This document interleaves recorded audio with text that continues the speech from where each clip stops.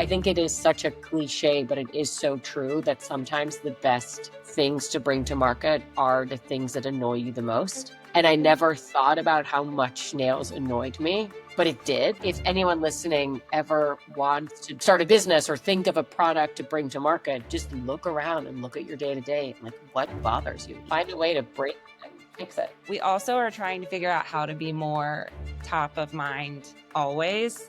So one thing we've done, and this is the prototype, but it's the instructions are on one side, but the other side is actually a calendar that has the days of the week and the number. I swear my husband made me order another order just so that he could have one too. Welcome to the DTC Insider podcast, where online business owners come to find actionable tips and tactics to grow their businesses. Now, here's your host, Brian Roisentul.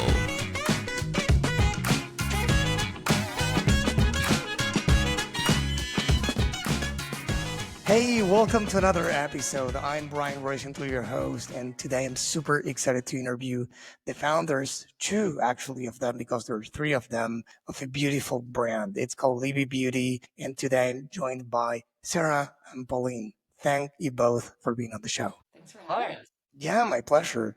So could you please tell the audience what Livi Beauty is about before introducing yourselves? You have Yes. this, Pauline.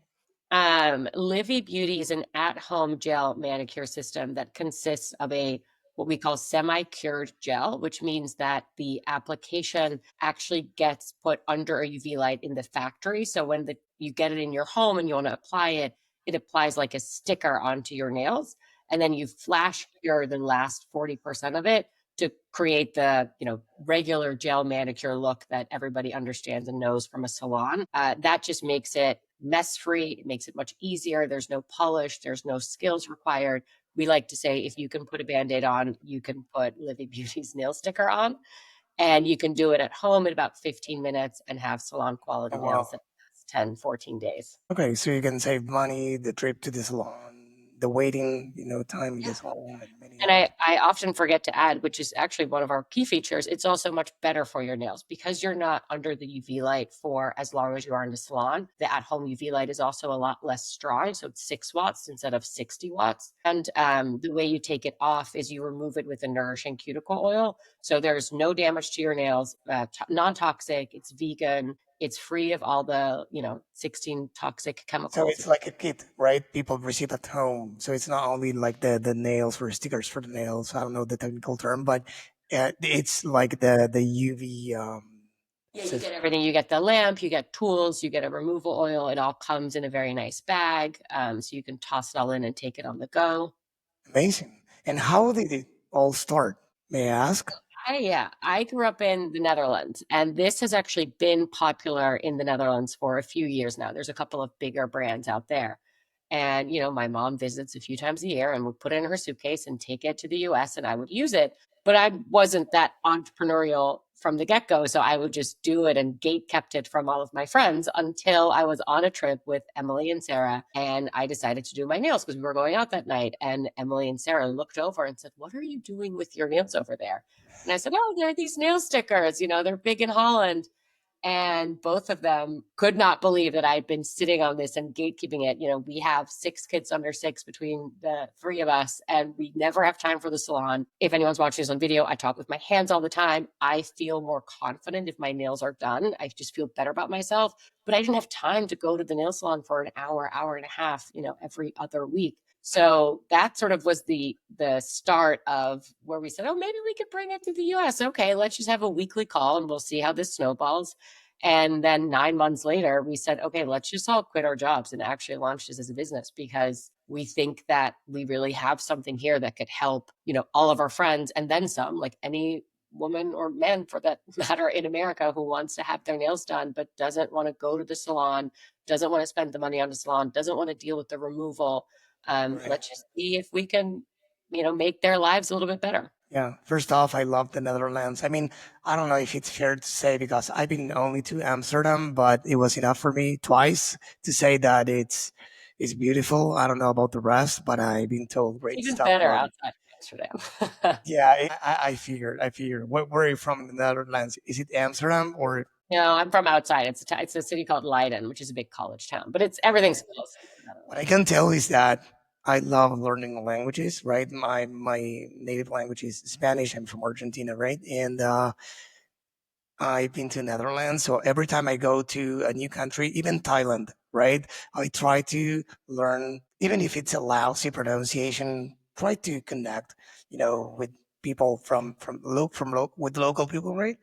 And it was impossible for me to speak that language. It's a tricky one. Yes. I was in the cab and I was trying to tell them where to go to my hotel, and it was like, what the hell? Like, show me the paper. Where is it? Like, show me the phone, whatever it is. Like something strat. But I Yeah, don't know. So it was like super frustrating. It's super tough. it Yeah. is. It's a really difficult language. Okay. So if I got it right, you've been keeping it to yourself, of course, without any intention, right?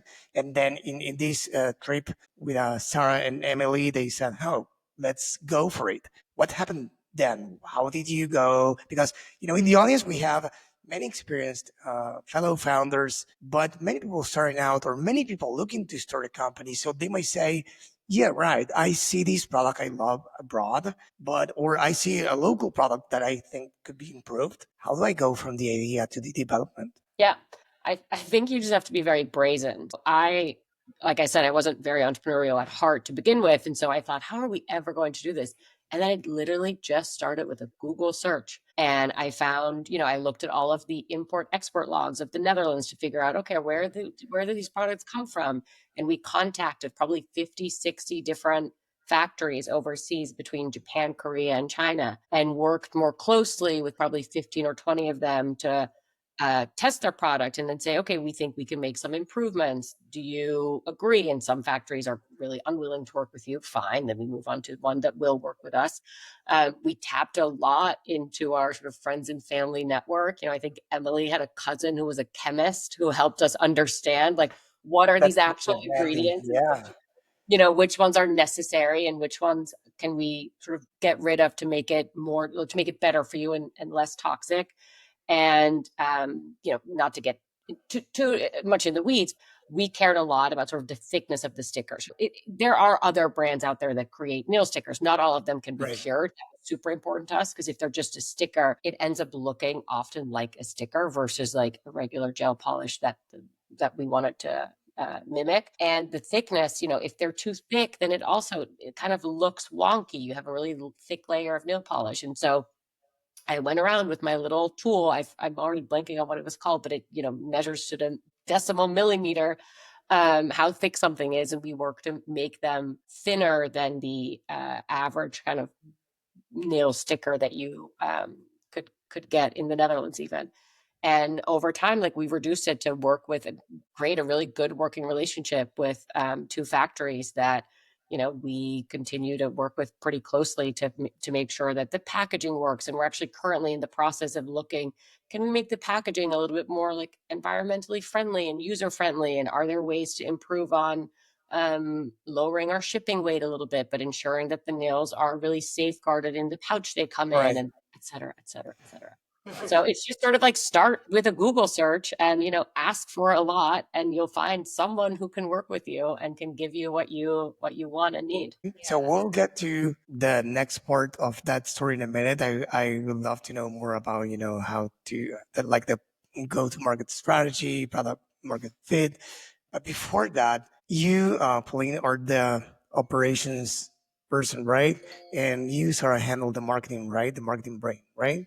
Amazing. So did that happen, let's say simply, or it was like naturally? That was the word I was looking for, naturally? Or did you guys, spend quite a while trying to figure it out who should be doing, each task? I would say it happened very organically. We've all had careers for 15 plus years before starting this. And we've been best friends for 8. So we know each other maybe too well. But marketing for me was very clear. It's what I was doing for several years before at both fashion, luxury, and DTC brands. Pauline is, I call her type A++. and incredibly organized and not shy, which was great for meeting new factories, building those relationships. She has a lot of close friends now that she's never met in person, but we hope to change that soon. And then Emily, our third co-founder, has started 2 companies before. So she brings a lot of the knowledge and connections of what it takes to get something from zero to wherever we end up. Here's the brutal truth. Right now, you're probably paying tariff on every single item in your warehouse before you even made the sale, right? That means your cash is just sitting there, trapped in inventory that might not even sell. Not exactly a recipe for success, right? But what if I told you that there's a smarter way? With Portless, you only pay tariff when an order ships after you've been paid by your customers. That means free up more working capital instantly, turn inventory into cash faster than ever before, and completely eliminate the risk of paying tariff on unsold stock. Here's how it works. Portless helps you ship directly from China to your customers' doorsteps in just 5 to 8 days. Yes, just like Shein does it. You get access to your inventory days after manufacturing, keep less stock on hand, and only pay duties on what actually sells. No more guessing games, no more cash flow nightmares, just smarter, faster scaling. Ready to turn tariffs from a liability into an advantage? Schedule your free strategy call today and keep more working capital in your business.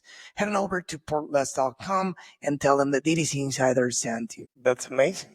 You started this a few months ago now, so of course you're still figuring things out. Why not? Because even more established brands are figuring things out because let's face it, we are living in a like really dynamic environment, pre-COVID, after COVID, and now like you name it. Like it's like technically speaking, economically speaking, like, everything is changing so fast. AI, why not? Right? It's changing the world as we know in many ways. So what was next? Now going back to the story, like you developed the product, you had the product in your hands. What was next? What was the go-to-market strategy? Who was your ideal target audience? Yeah. So I think we were pretty intentional about who we thought our customer would be. First and foremost, the 3 of us are all working moms with young kids. So that's the most natural fit, that you don't have the time. When you have the time, you don't want to spend it alone at a nail salon. And Right. you may not have the time between the hours of 9 to 5 when they're open. So that was pretty easy. We did a lot of focus groups and just getting the product in people's hands. I had a summer experience where I was at my parents' mountain house and I posted on the community Facebook group that I was offering free manicures, and a lot of them thought that I was a on-the-go manicurist and tipped Right. me, paid me in cash, asked me if I could come back next week. So it was a little bit of trial and error too, but I would say working moms for the convenience, stay at home moms, because if your job is to take care of your kids, that means you're paying a babysitter plus the cost of the nail salon to leave, when you'd probably rather be doing something with a friend or working out or connecting. So that would be the second. And then Pauline hit on this, that it's non-damaging. And I don't know how familiar you are with the nail salon cycle, but you can get really stuck in it because once you have it on, they have to take it off with drills and acetone, and then you can't not have it on um, if you want Right. to look presentable. So that piece of our product, where it is non-damaging and you're actually protecting your nails and putting cuticle oil that's nourishing on to remove it, has been another group, I would say, of like non-toxic, health forward thinkers. Okay. By the way, just to if I can add, right, we did a Yeah. big survey before we launched too, and we had this feeling in our belly as 3 moms with a lot going on that people really don't like the nail salon, but it's this myth that has started that, oh, some you time, like take time away, like relax. And there are 15 things I'd rather be doing than going to the nail salon. But it's this myth that's been perpetuated that we all love going to the nail salon and it's us time. And when we did this survey, we found that almost 80% of women we asked did not like going to the nail salon and wish Wow. they didn't have to That's go. powerful. but 87% of women, so almost 90%, wanted to get their nails done because it does add this level of sort of confidence for a lot of women, because it takes a lot of time to do your hair or do your makeup, but at least if your nails are done, you get 2 weeks of feeling a little bit more polished. And Sarah, I don't know if you remember the quote specifically, but we at some point got early on the most sweet email written in from someone we didn't know who was a physician, who said something along the lines of like, you have made a tired mom physician feel like a little piece of herself back because I look down and my nails are done.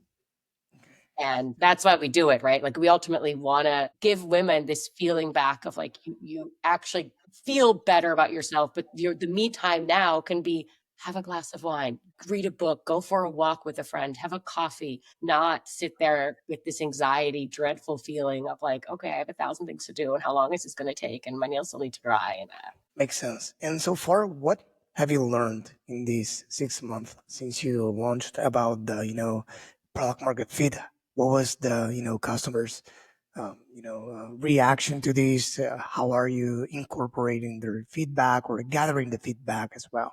And one last question is like, did any piece of feedback surprise you, like for better or for worse? But was it something like unexpected? Yeah. Well, I can start with what we've learned about the customer. And we are primarily an online brand. We also sell on Amazon. Right. But we've done a ton of in-person activations, whether it's at a boutique or going back to the Tupperware party style at someone's house. We just did one at a fitness studio. And I think across all of those moments where we've gotten in front of our customer, they've consistently said, oh, now I get it. Even if they had seen our product a ton on video, there's something about just putting it on your fingers and seeing, one, how easy it is, and then two, how it truly feels like a gel manicure where your nails are harder. And we've struggled a lot with that. Like, it's a sticker, but it's a nice sticker. And what do we call that? That people will understand how easy it is, but also that it becomes a salon quality gel manicure. Okay. Do you think that you are in some way empowering women through your product, through this experience, because they don't need to pretend they like what they don't like, or they are not forced to do in something they don't like and gain their time back? 1,000%. That's been one of our best emotional hooks, is just like, who started this lie? Self-care, maybe it's a massage, but nail salon is not self-care for most people. But also, we're selling manicures, so we have some fun with it too. I particularly enjoy riffing on my husband, so I do a lot of me talking about, hey, hun, do I like the nail salon? And then him responding like that, of course I love it. It's a relaxing time for me to have some time to myself. Um, You do that. You record that content. Is that what you mean? yeah. And that's amazing. I mean, it's something that we push or we encourage friends to do here on the podcast. And we've been chatting with many living proof of that, many founders that do of course, what it's called founder led content or founder generated content, because it's really important, especially for brands starting out, but not only for brands starting out. I know some 9-figure brand founders that go on camera and speak. Of course, it's not mandatory at all, but if you are proud of what you do, if you feel that you're benefiting your customers with your solution, then why not screaming it out loud everywhere you can, right? Totally. Yeah. And I wouldn't say that we led with that out of the gates. We definitely tried to go the route of getting other content creators to make content for us. We're both, I mean, all three of us are very specific about what we like and what we think will work. And we've just found that from a cost and time and speed perspective, we can churn through a ton more amongst the three of us than we can if we're asking someone else to do Yeah, it. I think what we discuss with brands here, and we see at the agency as well with the clients we work with, is that it's both, right? Of course, there are good creators, bad creators, good content, bad content. Sometimes what you think will work really well doesn't work, and the other way around. So I think the best thing is to test and different things and see what work, and keep both. other people's videos and content is really powerful because people are hearing it from somebody else. If they hear it from you, they can get probably more the authority, the education, but probably not the social proof because it's you talking about you, right? So I think there's a healthy mix to use Yeah, both of them. I think to that too, right? Like you kind of get what you pay for, by which I mean we found that, and we've never outright paid anyone to make content for us because we don't have the funds for that, frankly. Right. But we've tried, right, to gift someone who we thought could be good again, and it just doesn't work, and we end up not using it because you need that authenticity, which, yes, like obviously that comes from us because we love the brand. And to your point, right, like we want to shout it from the rooftops. So that tends to work. And then what works really well is people who find us, however they do, and then contact us and say, wow, I love your brand. This has changed my life. And either whether that's a written testimonial or they're willing to hop on and video themselves talking about Oh, a product. that's amazing. That, we got Sarah did this great job. She's a big podcast listener of a particular podcast and ended up connecting with one of the podcasters, and she got a kit and she loved it so much that she talked about it organically. We didn't ask for anything, and it's a pretty popular podcast, and these orders started streaming in, and we said, wait, what happened? Like, we didn't do anything. And we realized that she had just given us a shout out on the podcast because she said, I have to share this with my audience. This is the biggest life hack I have come across. And I think audiences and customers can feel that, right? Like you can sense if someone's talking about it because they're getting paid or they've got some free stuff, or they found a product they genuinely like and from the kindness of their own heart want to share that with the people in their community. So I think you need both, but we've definitely learned that it is not worth chasing anyone that wouldn't talk about it with that sort of authentic excitement. Of course, I mean that's valid 100%. Like if the content doesn't sound legit, it's not going to sell 100%. But as you said, you're solving a real problem for many women or for all women who go through this and go to the salon. So I think that it's an easy win for them, and if they test it out, they can actually speak very highly about it in a genuine way. So I think it's like the saying goes, it's like dating. The fact that you had a bad experience doesn't prevent you from dating again. So it's like, okay, you met some creators that didn't do their job right or as you wanted them to do, but then you can find some amazing creators who can actually give you a genuine response. And what you're doing with your customers is great. Some brands I met do exactly this. They encourage their clients to actually, leave them a video in a genuine video, and that works very well. The thing is that what they find over time is that it doesn't scale a lot because while it's a genuine video, they are not creators. So probably everything else is not there. So lighting is not good. The speech is like it's super vague. The cameras. So there are many things about that. Yeah, I can go on, but I think a healthy mix.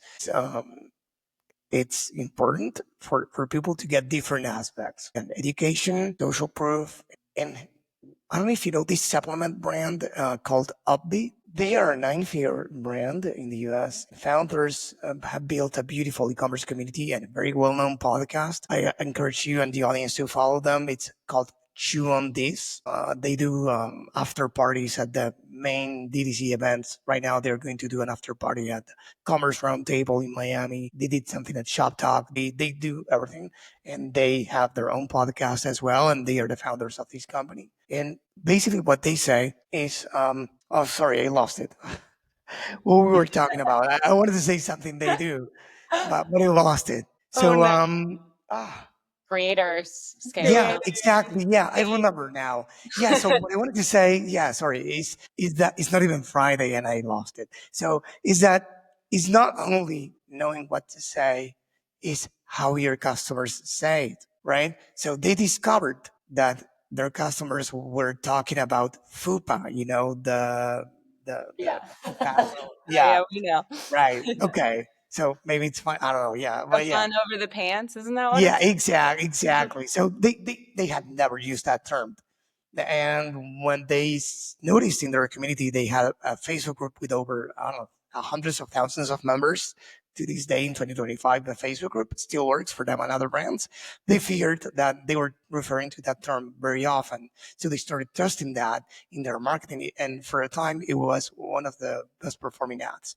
And I know this because not only interviewed them on the podcast, but they built in public. So they are great people to follow: Ronak Shah, National Wani, Ankit Patel, all three of them. But it's basically that. It's not only what you can say, but you're not going to say things the way they will say. Totally. Right? Yep. Okay. Sorry, that was long. I know, but I needed this. Okay. So is there anything that surprised you based on, I don't know, any reactions from customers, any feedback, any request about your product? I wish this product had this. I don't know. I You was wanna sup- take I a was crack? I was surprised. We were on Good Morning America in January, which was obviously a huge deal for our brand. It drove a ton of sales. It really kind of put us on the map.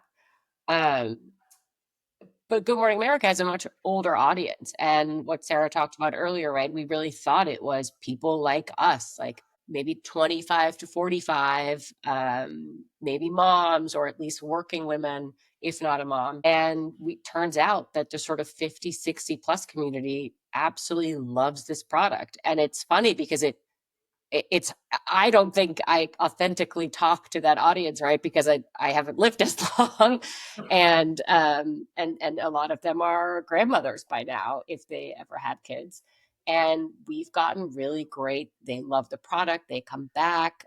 They're very vocal. You mentioned Facebook groups earlier. They are very vocal, commenting and writing in messages, and it's a pretty kind of core audience for us today. And I never thought back in September that we would be selling to our moms almost as much, if not almost more, than we would be selling to our friends, which is a pleasant surprise. Yeah, I think now that it's happened, hindsight's always 2020, but it makes sense that the generation above us grew up in a time that and worked in a time that was much more formal, and they were expected to look put together. And to your point, I think that's actually the group that feels like we're exposing the myth more than our age group of Right. joining the nail salon. So that has really touched them. And I think like even the generation below us, they're so much more casual. They don't feel the need to have their nails done at every moment in the same way to look polished or presentable. So that has been really surprising. I would say the other piece that has shocked me is I always joke that we should have started this in COVID. It would have been perfect. But the social aspect of nails has been so interesting to watch evolve. So all of our products are named in a way that they should spark some kind of conversation. And I feel like there's a known thing among women where often a conversation starter is like, well, what color are you wearing on your nails? Because there's a few popular ones that everyone knows. So our core collection is named for references to the 90s and 2000s. We have Not a Regular Mom, which is from Mean Girls. I'm wearing That's a Secret I'll Never Tell, which is from Gossip Girl. But even if you don't know it, it still could spark an interesting story or something that you know. And I think nail salons in general, if you look at their design, you're side by side. It's not meant for conversation or connecting. And in a time when our time is so limited, the idea that nails can be both social and helpful to your appearance has been really cool. Amazing. So where are you selling your products right now? You mentioned Amazon. Are there any other channels that you are pushing these days to sell your products online? Online and Amazon are two primary channels right now. And then we are doing paid spend on Meta, and we direct most of that to our online store. How's that working for you? Better as of late. So we just started maybe 6 weeks ago. And the first few weeks were pretty brutal. I would say we were not feeling optimistic. But we've gotten into more of a groove and more of a structured testing process. We've learned that you have to be patient and let it play out. And we are not, as we mentioned, we don't have any funding right now. So we're being very intentional about how quickly we spend the money. Yeah, so it's not easy to be patient when you're spending your own money, right? Especially if you didn't. So it's I run an agency. I've been doing that since 2013. So I could say it's not fair for me to say that it's easy because even though I treat that money as if it was my own, it's not. So whenever we run our own campaigns to promote something, it feels different. It's like, oh, they spent $100 and didn't produce results. As with clients, we said, hey, we spent 10K. Don't worry. And it's like, what? $100 and I'm already burnt out. So yeah, I know but yeah, Meta, you need to give it time, of course, especially if you're starting out on Meta. Even if you have a lot of experience on Meta, the algorithm like Meta doesn't know the brand until it does. And yeah, it's time to figure things out. So the important thing I would say is with the right structure to avoid touching it every single day, every single. So it's like, yeah, things And have that is to. like, I mean, I'm sure every founder says that, they are building their business in one of the most interesting and dynamically changing times. But I do think that from everyone we've talked to, especially about Meta, right now, it's such an interesting time to be on Meta because it goes against everything that you intellectually think should be right? So even if I'm sitting here and I'm like, okay, we should be selling these nails to 35-year-old women. There's no real way. I mean, there is a way, but it doesn't work, right? For me to tell Meta that you're really just giving No, your content and a blank check no. basically to Meta. And you say, Godspeed. I hope you figure this out for me. And that is such a crazy component. Yeah. I think you have to just churn out so much content to figure out what hits and what the Yes. algorithm can learn from it. And Sarah is our big face now of the brand because she Yeah. just churns out videos left and right every day, which is great. And like, it's kind of what you need to do. And I never thought a year ago that I would be much more in the content creation business almost than I would be in the nail production business, right? Yeah. It's Well, a very different ballgame. It's so true. I actually texted one of my former bosses who's the creative officer at Brent, and I was like, who would have thought I'm a creative content machine right now? And that's what I spend half my day doing every day. well, one thing that I wanted to say in that line for you not to feel bad because you are on the right track. Like, not said by me, but the amazing people such as you two that I interview here in the pod and chat every single day. There's one other, another founder, 8-figure founder. He's probably 24 years old. He built a brand called Frostbody, and they do like, I don't know, $60 million or something like that. And the guy said, as a CEO of the company and as the founder, I would never thought that my biggest value task could be creating TikToks. But every day I wake up asking myself, what's the highest lever task I can do today? And it's creating TikToks. So that's what I will do for the rest of the day. So he's the face of the brand and he spends every single day creating TikToks. Is that the only way to grow a brand? No. But is it wrong?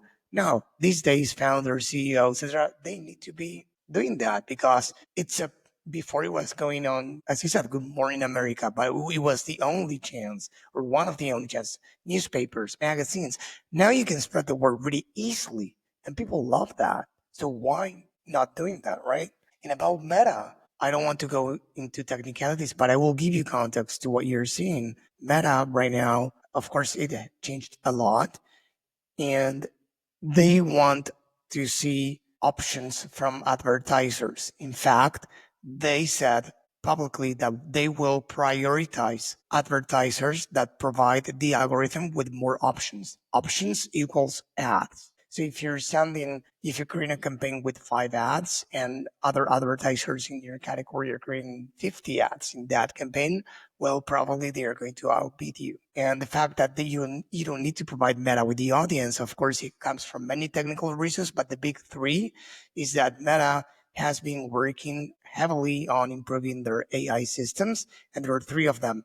Gem, which is like the giant, the super brain. We have Lattice, that is the giant library, and we have Andromeda. This is like new things that they've been working on the last few years, but tweaking recently as well. So basically, before they used to have like many small libraries of content, like by topic. Now they have one big library and it connects the dots really easily and find patterns. That's why it knows everything about us and can connect the dots really easily. So when you tell Meta, hey, these are my ads, I want to get sales, this is my budget, that's all it needs. And of course, with the signals of the pixel, etc. You don't need to do anything else. Although options equals more ads equals more dollars. So Yes and no. Yes and no. There are ways. I mean, these days, for of example, course, you can set it at the top funnel, but like as a smaller brand, it's harder to win in that way because yes. you only have so many dollars to Yeah, really get a read on things. of course, of course. But these days, the barrier to create, let's say, I don't know, content, video content. Of course, as you said, you are doing that, and that's as many brands again. 9-figure brands, 8-figure brands doing that as well. So that's amazing. Static ads, believe me, we are doing so many good ads, amazing ads with AI that if you asked me 6 months ago, I would have said no, impossible. But these days, even with the paid plan of ChatGPT or with a free one, but we do the paid, you can, if with the right inputs, you can generate like super real stuff with the correct fonts on brand. It's amazing. Generating ads for Meta these days, the barrier became lower. You have in the AI field, which is actually kind of interesting, is as good as AI has gotten, one thing they're still very not good at is actually hands. Hands, So a generating lot and of 8-finger hands. Oh, I But we have do. tested that. Believe me, we are not anti-AI. We leverage it quite a bit for things that aren't as close up on the fingers. And it doesn't generate the hands very well. I haven't tested that. no, it's Yeah. interesting. So we should actually do B-roll on it, Pauline. It's pretty hilarious. Like we've started prompting it like only 5 fingers on each hand. Like And more from like a user or customer perspective, it's always been very important to us that you get to see the actual nail color on an actual hand and ideally different skin tones of hands because it is such a everybody sees it, right? And you can't really, it's hard to try on a nail color. It's not a t-shirt, right? Once it's on, you kind of don't want to take it off. So we do invest quite a bit in actual photography still for those two reasons. One, AI is just not as good as making hands. And then B, like it's just sort of important to us that when you buy something from our website, you get to see pictures that really showcase the right color on a real hand. Doesn't work. It doesn't work. It's fine. The important thing is that you test it. So yeah, I haven't tested that, but hey, it's a challenge. I'll test it out, and if I let us find know if you crack it. so I don't know if you use LinkedIn, but there are many people right now, like way too many people saying comment X, and I will send you the link to whatever resource I created. So many of them are doing this with AI static ads, and one of them was very interesting, and I had never thought of that. It's something technical, but there's a way you can actually generate the input with code, like programming language, with and not with words. So if you want to create, for example, a us before them, or let's say left and right image with the benefits and or a close up, or there's a specific JSON, which is a format for programming, so you can input that JSON, that coding, and it's very easy for everyone to understand because it's like title, and you input the title left side, benefits, whatever. So it gives the guidelines very clearly to let's say ChatGPT in this case, or whatever tool you use, instead of word by word. But yeah, maybe that way works, maybe it doesn't. Who knows? Yeah, give it a try. Maybe in the future. Yeah, I was wondering, one more thing I wanted to address before we go is retention, customer retention. I know it's been only 6 months. So of course, if there's a lot of things to learn about acquisition, of course, I guess that it's going to be a lot of things to learn about retention because it's been only a few months since you launched. Have you been paying attention to retention? Have you been measuring the returning customer rate? How you make them come back? Are you intentional with that? What do you do? Yes, yes, yes, yes. So retention is near and dear to me. I was running retention at a pretty big D2C footwear company before we launched this. So I used to spend all day, every day, just thinking about how to bring a customer back. Obviously, yes, we are still early, but we track it very closely. We also have a subscription side of our business where if you want to get your manicures monthly. So that's kind of locked in retention, which numbers wise, I love. Operationally, it's been a little trickier as we stock out of colors and get new ones in. But the short answer is yes. How are we driving it? Every, like, we have email flows, we have text flows, we reach out directly. Um, Even when we send your order, your first order, you get a code for a gift for your next one. We also are trying to figure out how to be more top of mind always. So one thing we've done, and this is the prototype, but it's the instructions are on one side, but the other side is actually calendar that has the days of the week and the number. I swear my husband made me order another order just so that he could have one too. But this is the kind of thing that says nail your day. It has a fun quote and something you're picking up. I'm picking it up all the time to reference days and dates. What That's else, amazing. Pauline? I feel Are like, you? oh, no, one of the other things that's been, it's new, so it's hard to say for certain, but we've started something we're calling Libby Party in a Box, Okay. where people have joked that we're starting an MLM. We are not. These are offers for some of our super users, people that really love us, where we'll send them a box with an extra kit or two and several free manicures so that they can share it with their friends. It's still a hypothesis right now, but our thought is that if the first time you use this product, you're using it with someone who loves it and they can show you more of the tips and tricks, you're much more likely to get it right the first time and then come back for more. That's smart. Yeah. Yeah. And the There's other no thing that element though. But yeah.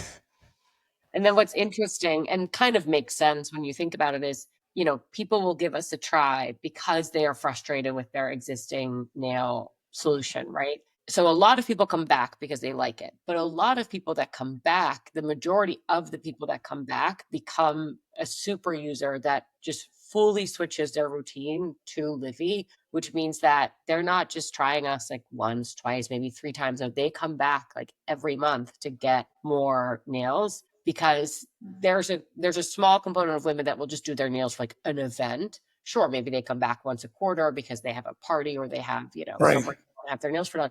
But most women that come back do so like they every week they have their Livi manicure done. And that's fun for us to see, obviously, but it's also great from a retention. And Sarah does a phenomenal job of sending emails and staying in touch with people and giving them content that's interesting and engaging and reminding them to come back. And I think, because it's also on your hands, it's very Right. easy to remind yourself that you need another. Right. Do Yeah. you offer subscriptions or are you planning on doing that? Yeah, we're about 20% people are on subscriptions. Majority are, we offer 2, 4, or 6 a month. Most people are on 2 or 4 a month because it lasts 10 to 14 days easily. So Amazing. Great. Well, I think I that's it for on my end. Is there anything else that I didn't ask you that you would like to mention? No, the only thing, so like I said in the beginning, that I didn't think of myself as particularly entrepreneurial, and especially Emily, our co-founder who isn't here, is very entrepreneurial, is always looking for what she could do, right, that would make a good business. And I think it is such a cliche, but it is so true that sometimes the best things to bring to market are the things that annoy you the most. And I never thought about how much nails annoyed me, but it did. And I sort of wasn't aware that there would be a better solution until I learned about this company in the Netherlands. And it's, if anyone listening ever wants to start a business or think of a product to bring to market, just look around and look at your day to day and like what bothers you, even if it bothers you a little bit and you're so used to it and you think that it's just the way that it should go. Yeah. Find a way to break it and Fix it. the end, entrepreneurs are problem solvers, right? They want to improve what's not right for them, right? So that's amazing.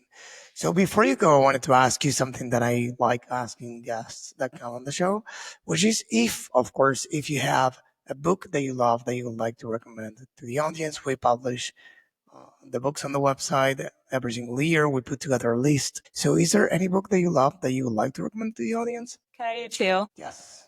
Sure. Great. Okay, so one is my favorite business book. I make everyone who's ever worked for me read this, and it's called Hooked. And it's all about how you drive behaviors that are circular and get people coming back. We talked a lot about meta. It's actually the best example of a implicit trigger where if you're bored, you open up Instagram rather than like you see a commercial or something outside that makes you then think about the brand. It's awesome. Amazing. Hooked, And right? then my favorite life book is a children's book. It's called The Fox, the Mole, and the Boy. I might be getting the boy, the mole, the fox, and the horse. And it parades as a children's book, but it's really just simple stories about what really matters in life. It teaches courage, compassion, kindness, all through these 4 characters. So yeah, that one Look stays it at up. the bedside table. I have children myself, so I'll look it up. It's Yeah, that's amazing. It's one of So- those ones that you read to your kids and you think to yourself, I needed this. Oh, amazing. So thank you again for coming on the podcast. I had a blast. I think it was a very interesting conversation, and I hope it inspired a lot of people to start their business or to continue their journey. And if they had this idea in their mind that they were wondering, why don't I start this business? And they were probably saying, no, I don't start it because I don't know anything about this. I don't know where to start. Probably you gave them the extra spark to do that. So thank you for that. And please tell the audience where they can go to learn more about you and Livi Beauty. Yeah, of course. First, give you my favorite quote, which you just reminded me of. I always love, my husband always says this, how do you eat an elephant? One bite at a time. If you don't know where to start, just take the first step. Exactly. Anyways, go to www.livibeauty.com, and on any social media, you can check us out at Mani, MANI, by BY, Livi, LIVI, Mani by Livi. Amazing. Pauline, Sarah, thanks a lot for being here on the podcast. Thanks. This was awesome. This episode was brought to you by BSR Digital. We help DTC brands grow through paid ads and email marketing campaigns. If you'd like us to help your business grow, head on over to bsrdigital.com and schedule a call with us.